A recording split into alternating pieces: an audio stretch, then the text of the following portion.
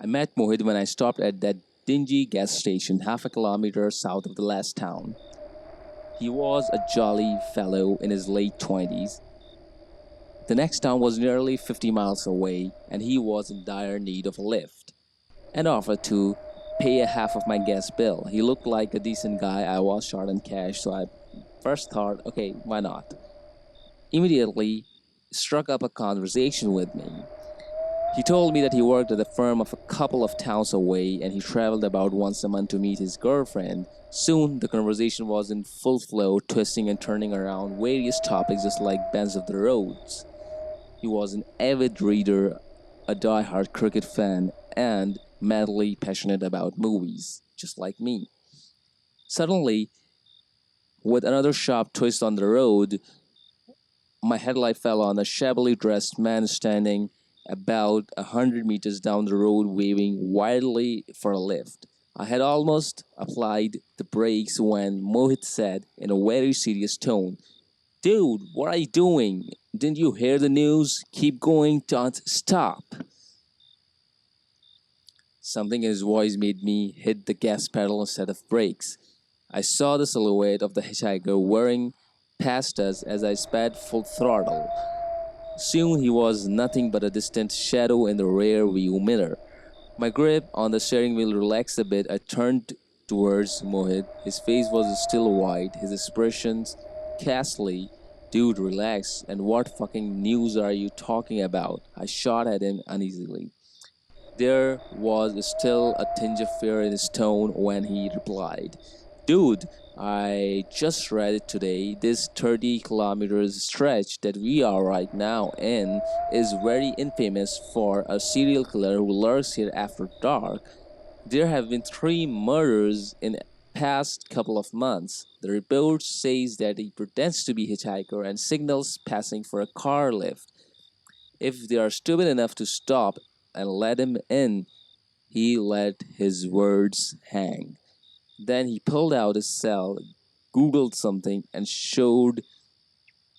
Then he pulled out his cell, googled something, and then shoved it in my face. But what I saw sent chills up and down my spine.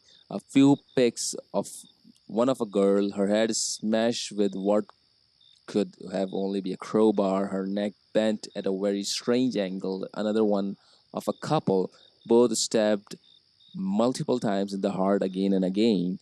Their necks broken, blood spattered everywhere. The corpses are still left in the car to rot.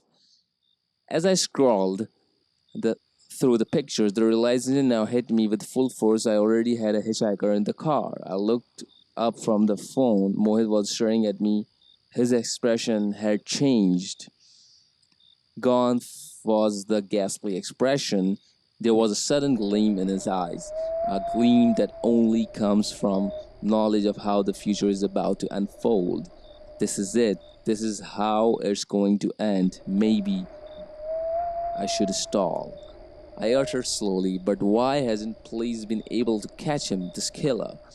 Apparently, he's doing it for a couple of months now. He has pretty obvious modus operandi, pretending to be a hitchhiker, flagging down cars and gutting their owners. He must live somewhere close. Mohit replied, "No, no." His tone was neutral, dangerously so. I had to confident. I looked directly into his eyes. "I have a theory. Would you like to hear it?"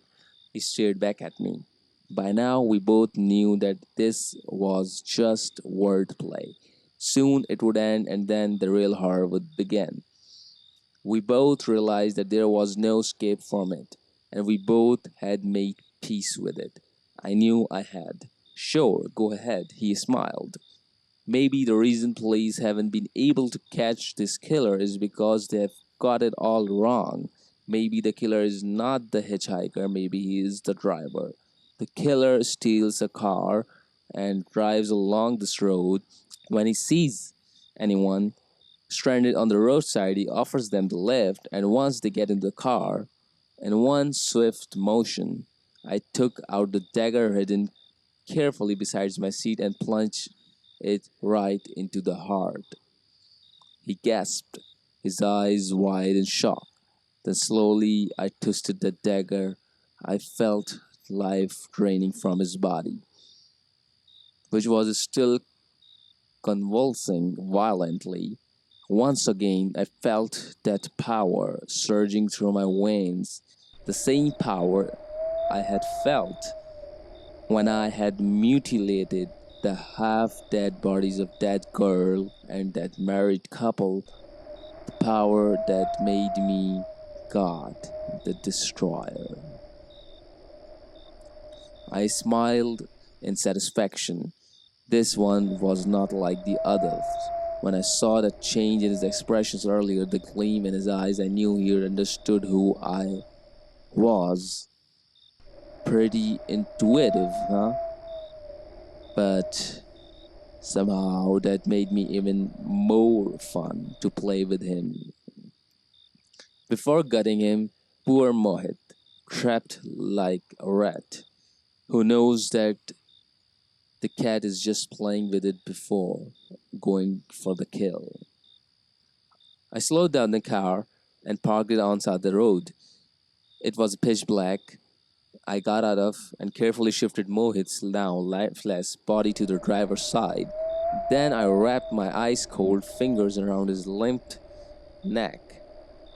Then I wrapped my ice cold finger around his limp neck. As my hand jerked, I heard a crunching sound. The sound was it was the sound of a neck snapping, and that sound was music. It was symphony. It was the trumpet of God. Oh, what a terrible story.